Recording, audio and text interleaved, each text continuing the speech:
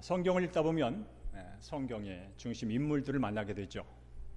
창세기에서 만나는 중심 인물들을 보면 첫사람 아담, 그래서 아담하면 첫사람 이렇게 이꼴 형식이 되고요. 또 노아라는 사람의 얘기를 노아 얘기를 들으면 따라오는 수식어가 홍수, 그렇죠? 홍수가 따라옵니다. 자, 아브라함이라는 이름을 들으면 뭐가 따라올까요? 아브라함, 예? 아브라함 하면 뭐가 생각나요? 믿음이 생각나요. 믿음이 생각나야 됩니다. 아브라함 이꼴 믿음이에요. 솔로몬 하면 뭐가 생각날까요? 솔로몬, 지혜가 생각나야 됩니다. 그러면 욥, 이제 욥도 읽으셨는데 욥 하면 뭐가 생각나죠? 고난이 생각납니다. 고난이라는 단어가 따라오죠. 사람마다 그 사람을 보면 그 사람의 특징들은 단어들이 있어요. 오늘은 욥에 대한 얘기를 할 텐데 바로 욥 하면 고난이 연상되는 그런 것, 고난에 대한 얘기를 하기를 원합니다. 자, 욥이 언제 살았냐면요, 아브라함과 비슷한 족장 시대에 살았어요. 그러니까 수천 년 전의 사람입니다. 그때 복음성가나 찬송가가 있었다면 우리 욥, 우리 선조가 어떤 찬양을 많이 불렀을까 생각해 봤는데 아마 이 찬양을 많이 했을 거예요. 왜 나만 겪는 고난이냐고, 왜 이런 슬픔 찾아왔는지, 아마 계속해서 그 찬양을 불렀을 거예요. 내가 하나님 앞에 의롭게 살고 하나님 앞에 거룩하게 살려고 이렇게 애쓰는데 왜 나만 이런 고난이냐고, 왜 내게 이런 슬픔이 찾아왔느냐고, 아마 그 찬양을 계속 불렀을 거예요. 우리 살면서 그런 질문을 종종 합니다. 내가 열심히 하나님의 자녀로 믿음을 갖고 봉사하며 잘 살려고 애쓰는데 왜 고난이 떠나지 않을까? 하나님이 전능하시고 하나님이 사랑하시라면 왜 이 땅에 고난을 허락하는 걸까라는 아주 근본적인 질문을 우리는 아마 죽을 때까지 하게 될 겁니다. 이 질문에 대해서 우리는 정확하게 대답을 하긴 어렵습니다. 그러나 이 질문 앞에 우리는 다시 한번 하나님 나라와 구속사라는 관점에서 이 고난을 바라보고 또 고난을 해석하고 결국 이 모든 고난을 해결하기 위하여 이 땅에 구속자로 오신 예수를 다시 한번 만나면서 고난 중에도 함께 하시는 하나님의 은혜를 경험하는 이 시간 되기를 주의 이름으로 축복합니다. 자, 우리 삶에서 끊이지 않는 얼굴만 바꿔서 찾아오는, 모양만 바꿔서 찾아오는, 깊이만 바꿔서 찾아오는 고난을 어떻게 바라봐야 할까요? 여러 가지가 있지만 따라할까요? 고난은 하나님 나라 백성을 연단하는 시간입니다. 여러분, 한순간에 모든 가족을 잃고 재산을 잃었던 욥이 어떤 고백을 하는지 함께 1장 20절 말씀을 읽어보겠습니다. 시작. 주시니도 여호와시요 거두시니도 여호와시니 여호와 이름이 찬송을 받으실지니다 라고 고백을 합니다. 와우, 여러분이 사랑하는 가족이 다 죽었어요. 애쓰고 수고하고 불철주야 노력하면서 얻었던 모든 재산을 순간에 잃어버렸어요. 하나님을 찬양할 수 있겠어요, 여러분? 쉽지 않은 일이죠. 그런데 욥은 이렇게 고백합니다. 주신 이도 여호와시요 거두시는 이도 여호와시라고. 나의 상황과 나의 조건과 나의 형편과 상관없이, 물론 내 형편이 힘들고 아프고 고통스럽고 말로 표현할 수 없는, 이해할 수 없는 상황임에도 불구하고 그는 하나님을 찬양한다고 고백을 합니다. 여러분, 고난은 우리가 어떤 죄를 지었기 때문에 그 대가로만 주어지는 형벌이 아닙니다. 욥처럼 나름대로 하나님 앞에 의롭게 살려고 자기뿐 아니라 자기의 아들, 딸까지 거룩한 제사를 드리며 하나님 앞에 살려고 했던 사람입니다. 그로 인해서 고난은 결코 욥에게 죄의 대가로 주어진 게 아닙니다. 그러나 그는 고난을 겪는 상황을 맞이했습니다. 우리는 욥의 경우를 떠나서 일반적으로 볼 때 고난이 왜 주어질까, 고난이 왜 허락될까라고 할 때 단편적으로 연단이라는 단어를 떠오르게 됩니다. 여러분 그 헬렌 켈러 아시죠? 볼 수도 없고 말도 못하고 듣지 못한 사람. 여러분 이게 보통 고난이 아닙니다. 보지 못해요.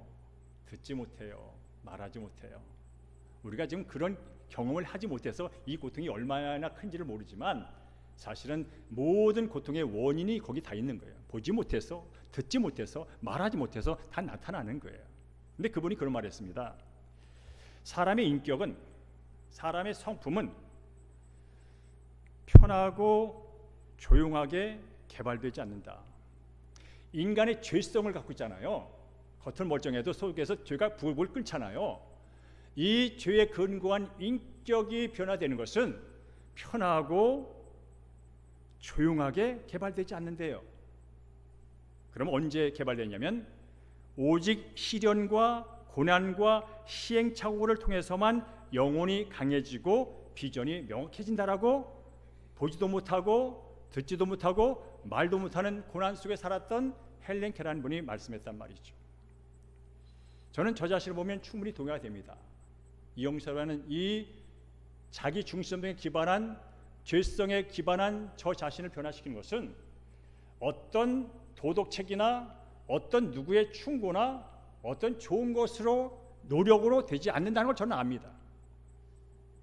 아무리 여러분 볼 때 착해 보이고 멀쩡해 보여도 내 속에 있는 나 중심성에 근거한 그 하루에도 수백 번 나 자신과 갈등하며 나 자신과 싸우며 그리고 모든 걸 남에게 탓으로 돌리고 싶어하는 이 근본적인 생각과 태도와 모습을 변화시키는 것은 결코 편할 때 자연스럽게 이루어지지 않는다는 거죠. 고난과 시험을 통해서 나의 부족한 존재임을 깨닫게 되고 나의 연약함을 깨닫게 되고 내가 아무것도 아니라는 생각까지 내려갈 때 그때 비로소 내 속에 나로 하여금 갈등하게 만드는 게 무엇이고 나로 하여금 얼마나 힘들게 만드는 게 무엇인지를 조금 돌아보는 기회가 된다는 것이죠. 그래서 고난은 결코 저와 여러분을 무너뜨리기 위해서 찾아오는 게 아닙니다. 고난을 통해서 우리는 무너지는 게 아닙니다. 어쩌면 고난은 나로 하여금 나됨을 보게 하고 고난은 나됨을 오히려 주님 앞에서 성숙한 자로 이끄는 어떤 연단과 축복의 통로가 될 수 있다는 거예요. 그래서 흔히 말하잖아요. 고난이 축복입니다. 무슨 얘기야? 고난은 가면을 쓰고 찾아온 위장된 축복입니다. 그런 말을 하잖아요. 여러분, 고난이 축복이래요. 왜 그럴까요? 고난 결과가 뭔가 좋기 때문에 그런 거죠. 이 말이 지금 위로가 되는 분도 있고 이 말이 지금 동의가 되는 분도 있고 무슨 얘기하는 분이 있을 수 있을 거예요. 그러나 분명한 것은 고난이 축복이 될 수 있다는 것입니다. 무엇보다도 예수 믿고 구원받은 사람들에게 있어서 고난은 내가 하나님 앞에 진짜 믿음이 있는지 없는지를 점검하고 다시 세우는 좋은 기회임은 분명합니다. 자, 어쨌든 고난은 고난입니다. 어쨌든 고난은 아픕니다. 어쨌든 고난은 고통스럽습니다. 그러면 그 고난 속에서 우리는 어떤 생각을 갖고 살아가야 할까? 따를까요? 고난 속에서도 하나님은 나와 함께 하십니다. 이 말씀, 이 믿음을 굳게 받으셔야 돼요. 우리 함께 오늘 본문 중에 있었던 욥기 19장 25절 말씀을 스크린 낸 것만 읽어보겠습니다. 시작. 내가 알기에는 나의 구속자가 살아 계시니라고 말합니다. 지금 욥의 친구들이 와가지고요, 지금 변론을 막 하고 있는 상황입니다. 지금 욥의 상황은요, 다 잃고 몸에 욕창이 나가지고 그 귀화장으로 몸을 막 비비고 긁어도 간지럽고 아프고 힘든 그런 상황입니다. 근데 그거 고백합니다. 내가 지금 이렇게 아프고 가렵고 참을 수 없고 이해할 수 없고 그래도 나는 알아. 나의 구속자, 나의 구원자, 이런 상황에서도 이것을 해결할 수 있는 구원자, 구속자가 뭐냐면 고엘 값을 치르고 자유케 할 자, 그분이 나는 있음을 믿어 라고 하는 그 믿음. 상황 때문에 믿음이 흔들리고 조건 때문에 믿음이 버려지는 것이 아니라 지금 오히려 그럼에도 불구하고 나의 상황에서 나를 구원할 구속자가 있음을 나는 믿어라는 믿음을 고백하고 있다는 거예요. 지금 이 시간 예배드리는 저와 여러분에게 있는 구속자는 누굽니까? 나라나 마나 예수 그리스도입니다. 예수 그리스도, 그분이 태어날 때 이런 천사의 계시가 있었습니다. 앞으로 아들을 낳을 거다. 그러니 이름을 임마누엘 해라. 임마누엘 뜻이 뭐냐? 너와 항상 함께한다는 뜻이다. 지금 이 시간 이 순간 구속자 되신 예수님께서 저와 여러분과 이 자리에 함께 계신 줄로 믿습니다. 근데 그분은 나와 여러분이 이렇게 에어컨이 잘 나오는 시원한 공간에서 거룩한 모습으로 예배를 드릴 때만 함께 있는 것이 아니라 칙칙 푹푹 찌는 열대야 속에도, 그 열대 속에서도 몸이 아파 어쩔 줄 모르다는 고통 속에도 그 예수님이 계신 줄로 믿습니다. 그리고 그분은 단순히 그 상황에서 복음에서 안 됐다, 힘들지라고 말만 한 것이 아니라 우리의 아픔과 고통을 실제로 동감하면서, 실제로 이해하면서 실제 그 중심에 들어와서 우리와 하여금 위로하시고 치료하시고 함께 하신 줄로 믿습니다. 우리 함께 히브리서 4장 15절을 읽어볼까요? 시작. 우리에게 있는 대제사장은 우리의 연약함을 동정하지 못하실 리가 아니요 모든 일에 우리와 똑같이 시험을 받으신 이로되 죄는 없으시니라 라고 말합니다. 나와 함께 하시는 하나님은 창조주 능력이 하나님이세요. 어떤 고난도, 어떤 질병도, 어떤 아픔도 당할 필요가 없는 분이세요. 그런데 그분이 이 땅에 오셨어요. 이 땅에 인간의 몸을 입고 오셨어요. 왜 오셨을까요? 죄로 고통스럽고 물질로 힘들고 질병으로 아프고 깨진 관계 때문에 힘든 인생들을 그렇게 살다가 이리 보둥 저리 부둥, 내가 조금 더 가졌어, 내가 좀 덜 가졌어, 늘 비교하며 그런 좌절감 속에 살다가 영원한 지옥으로 빠질, 영원한 고통 속에, 영원한 고난 속에 빠진 인생들을 구원하기 위해 이 땅에 오셨다는 거예요. 근데 오셨는데 오셔서 내가 하나님이다, 나는 능력자다, 힘만 자랑하다 가지 않았다는 거예요. 바로 인류의 모든 고난과 아픔과 슬픔을 다 짊어지고 십자가 지고 십자가에 달려 그 모진 고통을 다 당하고 가셨다는 거예요. 여러분 십자가를 져본 경험이 있으십니까? 십자가에 두 팔에 못이 박히고 옆구리에 창이 찔려 피를 다 쏟는 고통을 경험해 본 적이 있습니까? 우리의 함께 하시는 예수님은 내가 지금 이런 모습 때문에 힘들다고, 내가 저런 모습 때문에 고통스럽다고, 내가 이런 것 때문에 못 살겠다고 하는 그 수준을 넘는 극한의 고통을 경험하셨다는 거예요. 그래서 그분은 저와 여러분이 지금 현재 경험하고 있는 미치겠다고, 죽겠다고, 힘들다고 하는 그 고통을 이해할 수 있다는 거예요. 왜? 그보다 더 극도의 극한의 아픔을, 고난을 경험했기 때문에 그렇다는 거예요. 그렇기 때문에 그분은 저와 여러분을 위로할 수 있는 거예요. 말로만이 아니라 실제로 위로가 가능한 거예요. 근데 아십니까? 그분이 실제로 위로할 뿐 아니라 십자가에 달려서 여러분과 저의 고난을 다 뒤집어 쓰고 죄의 문제뿐 아니라 삶의 인생의 문제를 다 뒤집어 쓰고 가져가셨다는 거예요. 그리고 궁적으로 그분은 모든 것을 완벽하게 이루어 놓으셨다는 거예요. 그래서 지금도 고난과 눈물과 아픔이 있는 분들은 뭘 해야 될까요? 그분을 바라보는 거예요. 예수를 바라보는 거예요. 그럴 때 내 고난이 어떤 것인지를 그 십자가에 비교하여 알 수가 있는 거예요. 괴로울 때 주님의 얼굴 보라, 평화의 주님 바라보아라.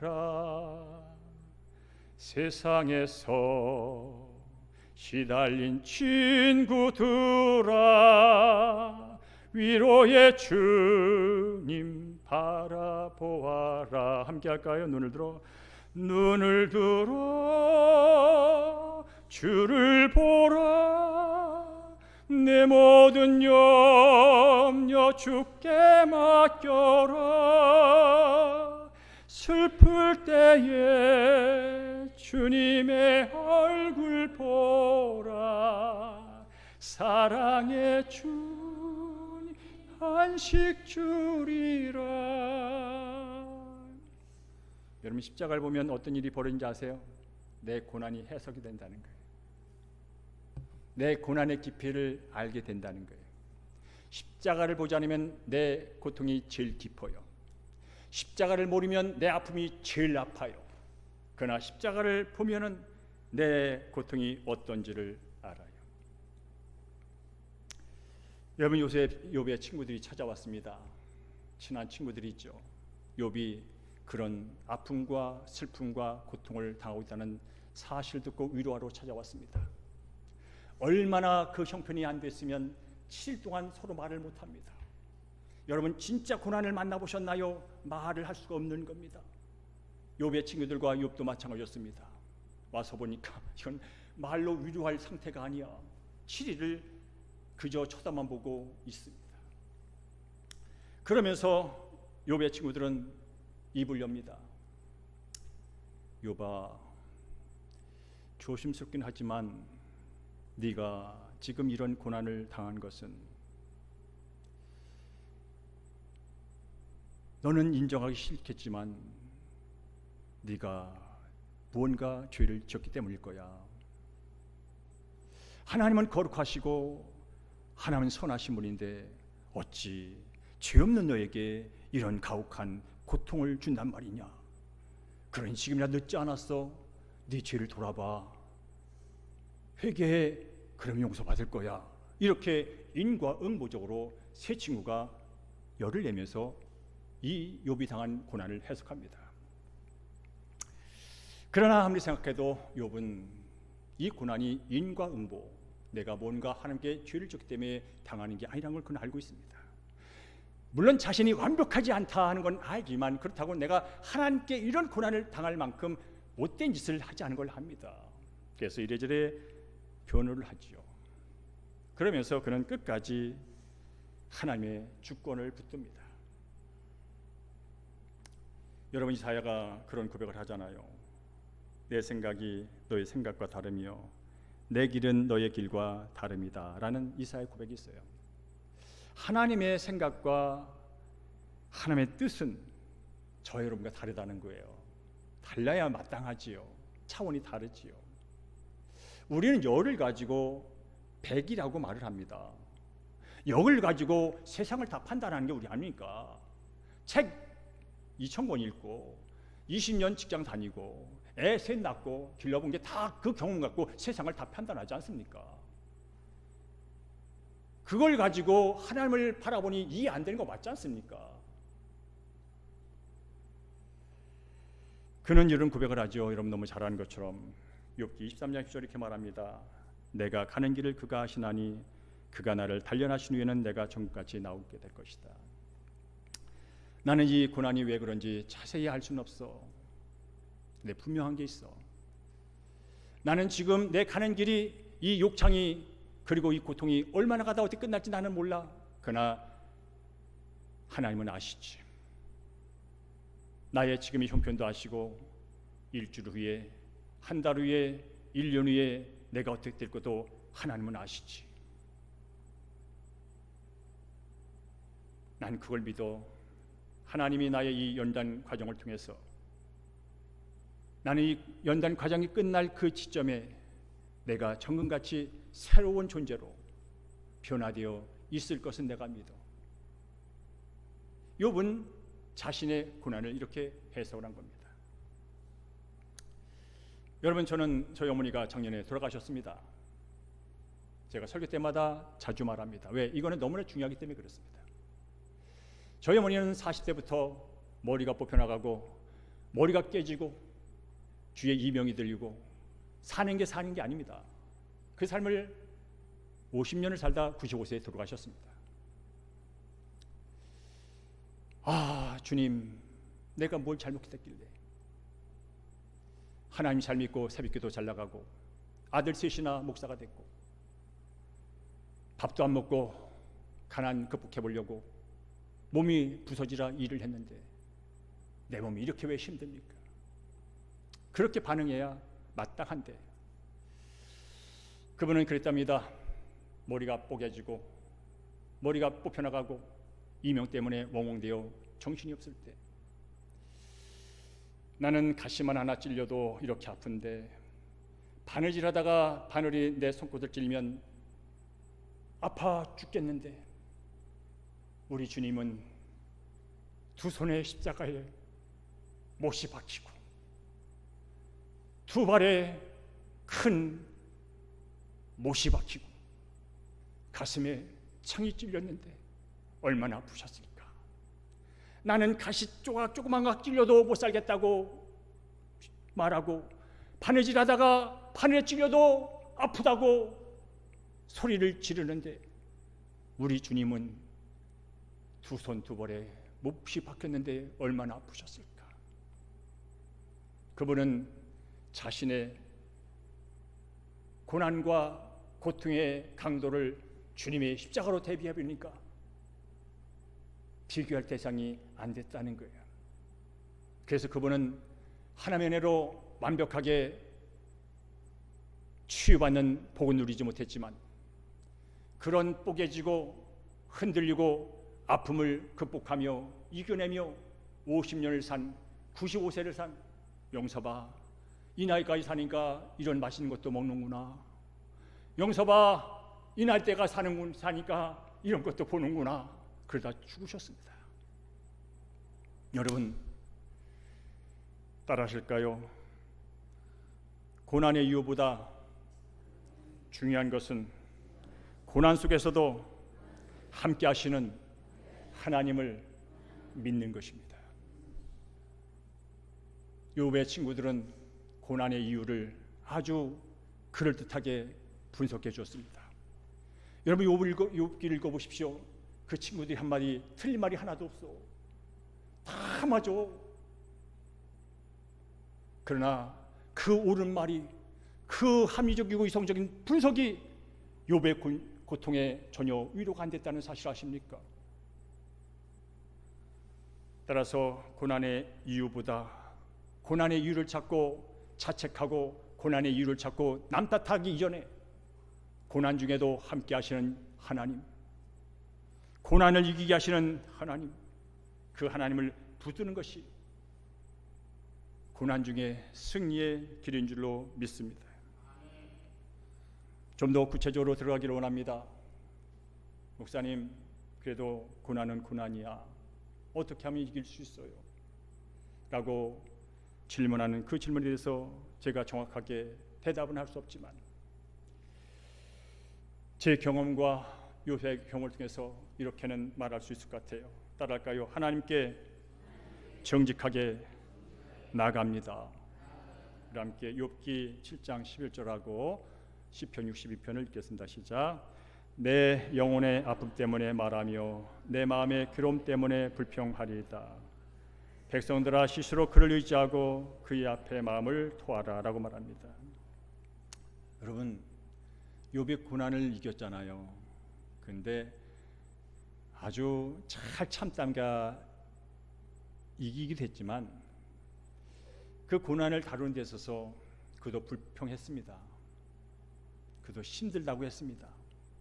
하나님께 어디까지 불평했는지 아세요? 하나님께 얼마나 심한 말을 하시는지 아세요? 7장 15절에 이렇게 써 있습니다. 하나님, 내 마음이 뼈를 깎는 고통을 겪느니 차라리 숨이 막히는 것과 죽는 것을 택하리다. 하나님 앞에서 그렇게 고백을 했어요. 지금 내 뼈가 깎이는 고통을 겪느니 차라리 숨이 막혀서 죽는 걸 선택하는 게 지금 맞습니다 라고 하나님 앞에 대들었습니다. 여러분 다윗은 어떨까요? 다윗도 고난 많이 당했습니다. 다윗하면 이꼬로 왕이라는 수식어가 따로지만 그러나 그가 왕이 되기까지 당한 고난은 이루 말할 수 없습니다. 시편 읽어보면요, 고난 당할 때 다윗이 어떻게까지 기도했는지 아십니까? 하나님, 저 원수새끼 죽여주세요. 하나님, 저 원수새끼 제거해주세요라고까지 기도했어요. 여러분, 마음이 아프고 힘들 때 여러분, 사람 앞에서는 그러지 마세요. 그래봐야 별 효과가 없어요. 사람 앞에 가서 여러분 불평 얘기해봐야 아무 소용이 없어요. 오히려 서로 거리만 멀어져요. 왜? 사람은 그 고난이 뭔지도 모르고 해결할 수 없기 때문에 그래요. 그러나 정말로 힘들고 어려우시면요, 주님께 가까이 나가는 거예요. 나가서 속에 있는 거 다 말하시는 거예요. 여러분, 말하세요. 말 안 하면 속이 썩어요. 가뜩이나 고난으로 힘든데 그 속에 있는 감정마다 꾹꾹 누르고 있으면 더 힘들어요. 사람한테 가서 해봐야 소용없어요. 하나님께 오늘 이렇게 내 영혼의 아픔 때문에 말하며 내 마음의 괴로움 때문에 불평합니다. 하나님, 대드세요. 괜찮아요. 여러분, 고상한 척 해보면 힘들어요. 어쩌면 하나님은 솔직하게 와서, 이미 알고 있는 하나님이 솔직하게, 하나님 힘들어요, 아파요, 못 살겠어요, 어쩌려고 이러시는 거예요, 살아 계시긴 한 거요? 라고 말하세요. 그리고 고난이 크면 클수록 따라할까요? 말씀에 붙들려야 합니다. 우리 흔히 말하죠. 여러분, 말씀을 붙드세요. 말씀이 능력이에요. 말씀이 권능이에요. 말씀이 생명이에요. 말씀을 붙드세요. 근데 이 말씀이 안 붙들려. 내가 잡을 수가 없어요. 말씀을 붙들어야 되는데 말씀보다 사람의 말 한마디에 붙들려. 말씀을 붙들어야 되는데 눈에 보는 돈과 눈에 보는 어떤 것들이 더 붙들려. 그래서 안 돼. 여러분, 고난과 아픔에서 승리하시려면요, 내가 말씀을 붙드는 거 이전에 그 말씀이 나를 붙드는 데까지 가셔야 되는 거예요. 내가 말씀을 붙들어서는 변화가 안 돼요. 언제든지 내가 놓을 수 있거든. 그럼 말씀이 나의 모든 사고와 나의 환경을 붙드는 그 지경까지 가야 그때 변화가 일어나는 거예요. 여러분, 제가 자꾸 설교 때 제 얘기해서 죄송하긴 해요. 근데 어쩝니까? 그게 사실인 걸. 그게 저를 살린 걸 어떻습니까? 저도 10년간 암 생기고 고치고 재발하고 고치고 10년 왔습니다. 하나님의 은혜지요. 근데 저는 첫째 말씀 붙들었습니다. 신천 세베란스 병원 가면 위에서 들리는 음악은 복음성과 찬송하고요, 그 벽마다, 유리창마다 성경 구절이 써 있습니다. 저는 그거 이전에 물론 성경을 목사니까 읽지요. 수많은 말씀이 저를 붙들었습니다. 제가 붙들기도 했지만 전 그 말씀에 붙들려 살아왔습니다. 우리 함께 제가 써놓은 거 3개까지만 읽어볼까요? 이사야, 시편, 베드로전서. 시작. 두려워하지 말라, 내가 너와 함께함이라. 놀라지 말라, 나는 네 하나님이 됨이라. 내가 너를 굳세게 하리라. 참으로 너를 도와주리라. 참으로 나의 의로운 손으로 너를 붙들리라. 내가 산을 향하여 눈을 들리라. 나의 도움이 어디서 올까? 나의 도움은 천지를 지으신 여호와에게서이다. 그가 채찍에 맞음으로 너희는 남을 얻었나니. 수많은 말씀이 저를 붙들고 있지만 오늘 3가지를 소개합니다. 여러분, 두려워요? 암입니다. 소리 들어보세요. 암 3기입니다. 들어보세요. 항암 8차고 또 재발됐죠. 답이 없어요. 이 약 갖고는 안 돼요. 다른 약 하려면 수억 들어요. 세포 이식해야 돼요. 여러분, 두려운 겁니다. 무기실 들어가 보세요. 여러분, 면역력이 하나도 없습니다. 병균 하나 들어오면 끝나는 겁니다. 그러나 뭡니까? 두려워하지 말랍니다. 누가? 내가 믿는 하나님이, 누가 이 땅을 창조하신 하나님이 누구한테? 나한테, 예수 믿고 구원받았다고 목사된 나한테 말씀합니다. 두려워하지 말라고. 왜? 내가 너와 함께하니까. 내가 누군지 알아? 이 땅을 창조한 자야. 내가 누군지 알아? 어떤 것도 새롭게 만들 수 있는 자야. 내가 누군지 알아? 그러니 두려워하지 마. 내가 너를 도와준다니까. 여러분, 이래 못 믿으니까 그 앞에 뭐가 있어요? 참으로라는 말을 또 써놨어. 참으로 내가 널 도와주겠다는 거예요. 우리 못 믿어요. 하나님 도와주겠다는 거를. 그게 뭡니까? 진실로 진실로. 오늘 여기 나왔지만 그 뒤에 어떻게 썼는지 아세요? 참으로 나의 오른손으로 너를 붙들리라. 내가 널 붙든다고. 네가 날 붙드는 게 아니고 내가 널 붙들어. 그래서 낫는 거야. 여기까지 가야 돼요, 여러분. 우리는 붙들어도 못 붙들어요. 사람 말 한마디에 끝나버립니다. 사람 표정 하나에 끝나버립니다. 나보다 더 나은 사람 비교에 끝나버립니다. 말씀을 못 붙들어요. 붙들리는 줄 알지만 붙들려야 하는 거예요. 붙들릴 때까지 믿음으로 나가시는 거예요. 여러분, 아프면 할 일이 없어요. 누워있는 밖에 없어요. 누워있으면 뭐가 왜 천장이 보여요? 천장은 벽이에요. 내 스스로 천장을 뚫고 갈 수가 없어요. 천장 밖에서 뚫고 들어와야 되는 거예요. 제가 지금 말했잖아요. 문제 해결은 나 밖에서 들어와야 된다고. 내 안에 있는 거 갖고, 내 머리 갖고, 내 잔머리 갖고, 내 경험 갖고, 내 지 갖고는 내 문제 해결 못한다고. 밖에서 와야 된다고. 그럼 뭡니까? 병상에서 침상에서 하늘 바라봅니다. 나의 도움이 어디서 올까? 물론 의사한테 올 수 있죠. 물론 다른 곳 올 수 있죠.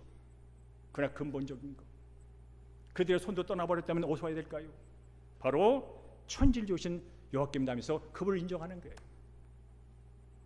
나는 이 천장을 뚫고 갈 수 없지만, 이 천장에 갇혀서 제가 신음하고 있지만, 하나님은 이 천장을 여시고 하늘의 은혜의 창문을 여셔서 치유의 빛을 제게 비추신다면 저는 낫고도 남지요 라고 고백을 하는 거예요. 그리고 여러분, 아플 때 고난을 묵상하면, 고통을 묵상하면 더 고통스러워요. 저는 지금도 설교하지만 저는 오늘 여기만 바라보며 있지 않습니다.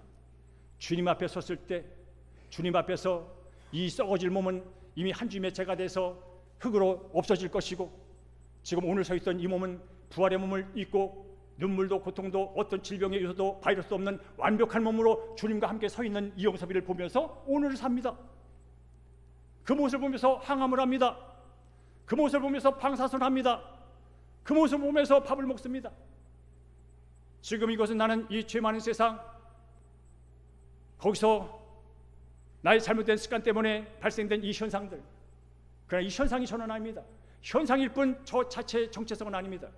나의 정체성은 이미 예수 안에서 구원받았고, 예수 안에서 영생을 얻었고, 예수 안에서 완벽한 영원한 천국의 삶을 산 모든 육체와 마음과 영혼을 가진 새로운 존재로 오늘을 삽니다. 그래서 이깁니다. 그리하여 시편 기자는 말합니다. 고난당한 것이 내게 유익이라고요. 고난은 아픈 거예요. 고난은 슬픈 거예요. 고난은 돈 드는 거예요.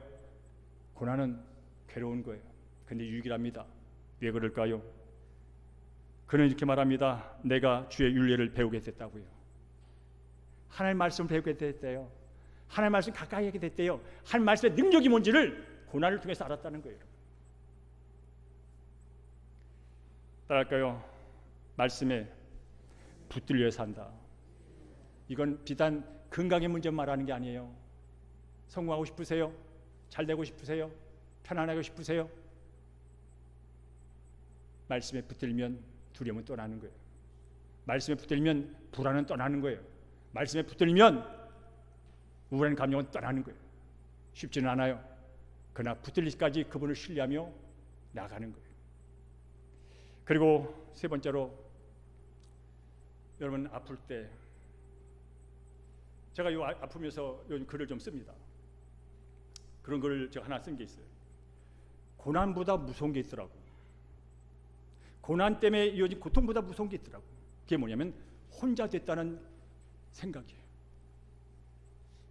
혼자 됐다는, 혼자밖에 없다는 나, 고립감이에요. 고립감.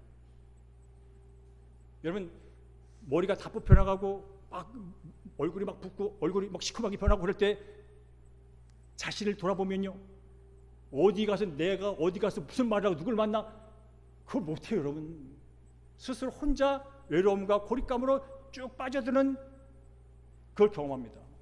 그게 더 괴로워요, 여러분. 그래서 힘들고 아플 때 어떤 일을 하냐면요, 어려워도 부끄러운 게 아니에요. 공동체에게 여러분의 상황을 얘기하셔야 돼요. 특별히 가족은 말할 것도 없고 예수 믿고 구원받은 이 공동체 안에서 여러분의 아픔과 고통을 얘기하세요. 부끄러운 일 아니에요. 함께 기도하자고 요청하세요, 여러분. 로마서 12장 15절은 그 말합니다. 예수 그리스도의 몸된 공동체가 어떤 공동체냐면 즐거워하는 자들과 함께 즐거워하고 우는 자들과 함께 우는 공동체가 예수의 교회 공동체야. 너가 그 교회 공동체에 지체라면 함께 울어줄 사람이 있음을 믿어. 함께 아파할 사람이 있다는 사실을 믿어. 그리고 그들과 함께 너의 삶을 나눠. 저는 여러분 아프면서 정말 잊을 수 없는 사건, 제가 항암 3차를 하고 머리가 다 빠졌잖아요. 근데 목사 입장에서요, 교회에 참석하지 못한다는 건 그야말로 곤욕입니다. 그래서 3차 마치고 제가 주일날 예배에 참석하겠다고 성도한테 고지를 한 것 같아요. 그랬더니 어떤 일이 벌어지냐면 우리 젊은 권사 집사님들이 저희 집에 뭘 보내는지 아십니까?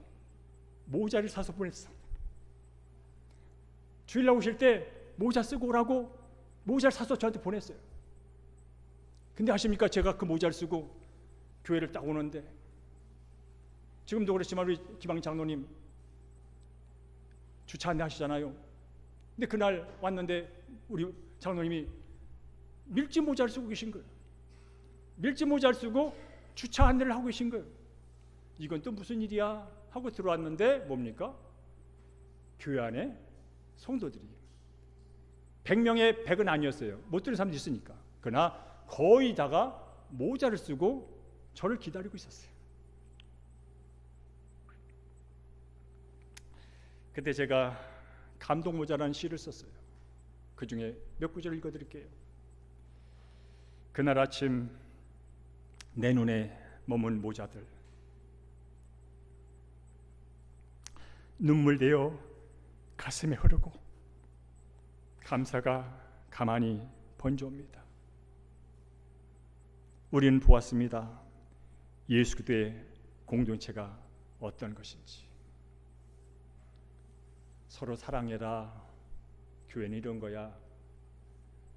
백날 말해야 뭐합니까? 아픈 지체 그 사람의 마음을 헤아리면서 그의 불편한 마음을 조금이라도 덜어주려고 모자를 사서 보내고, 그것도 모자라서 모든 교인들이 주일날 모자를 쓰고 예배를 드렸다니까요. 아마 아주 보수적인 교단의 성도는 그랬을 거야. 어떻게 그래도 그렇지 모자를 쓰고 예배를 드려? 아마 아주 거룩하고 고상하고 예배 잘 드리고 직분 높은 성도는 그랬을 거예요. 감히 그래도 그렇지 어떻게 하나님 앞에서 모자를 쓰고 예배를 드리냐고. 근데 저 생각은 달라요. 하나님도 뭉클했을 거예요. 하나님도 가슴이 찡했을 거예요.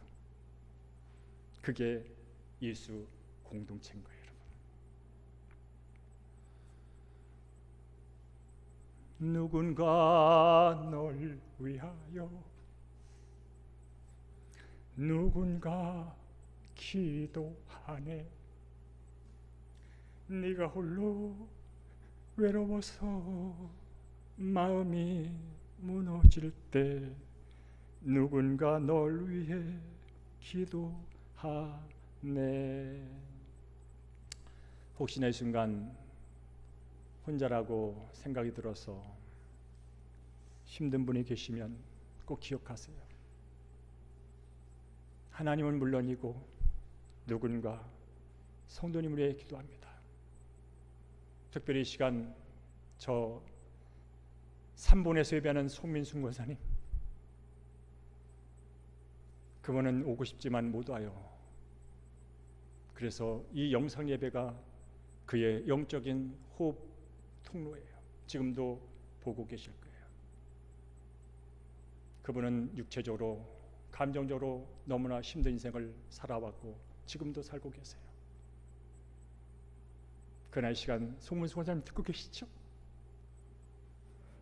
그동안도 권사님 위해 누군가 기도했고 지금 이 자리에서 사랑하는 성도들이 권사님 위해 기도하고 있고 주님 부르시는 그날까지 그 육체와 그 감정이, 그 마음이 어떻게 회복될지 나는 모르지만 그나 이길 수 있도록 끝까지 십자가 붙들고 십자가 바라보며 권사님의 그 고난의 깊이가 해석될 수 있도록 누군가 기도하겠다는 사실을 기억하십시오. 그리고 소망을 가지십시오. 그렇습니다. 고난은 혼자 이겨낼 수 없습니다.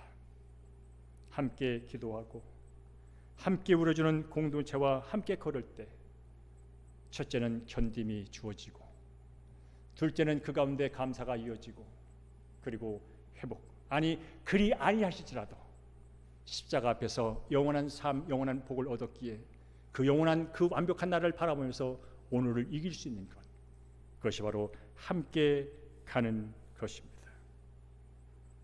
따라하십시오. 고난의 이유를 분석하기보다 고난받는 유혹과 함께 있어주는 것이 하나님 나라의 모습입니다. 그래서 교회는 아름다운 것이에요. 그래서 교회는 멋진 곳이에요. 세상이 뭘 하든 목사가 목사라든 교회가 어떤 중요하지 않아요. 그것이 예수의 생명으로, 그것이 예수의 말씀으로 하나 된 공동체라면 그 자체가 능력이고 그 자체가 복이고 그 자체가 아름다움이라는 사실입니다. 사랑하는 성도님, 지금 성도님이 겪고 있는 고난은 무엇입니까? 그 고난 속에서도 예수님을 바라보고 계십니까? 이번 주에 내가 고난받는 지체에게 할 수 있는 작은 동행은 무엇입니까? 고난은 끝이 아닙니다. 하나님 나라를 이어가는 구속사 과정 속에서 늘 있는 과정일 뿐입니다. 고난은 어쩌면 피할 수 없을지도 모르겠습니다. 그러나 그 고난 속에서 함께 하시는 예수님을 깊이 만나는 기회는 될 수 있을 것입니다. 그리고 기억하십시오. 예수님께서는 내가 아프다고 고통스럽고 하는 것보다 더 크게 고통을 당하시고 나의 모든 질병과 나의 모든 고난과 나의 모든 죽음의 문제까지 이미 해결해 놓으셨다는 사실을 믿으시고 날마다 말씀에 붙들려서 그분을 찬양하시고 그분을 자랑하시고 그분이 주시는 은혜 가운데 승리를 날마다 맛보시기를 주의 이름으로 축원합니다.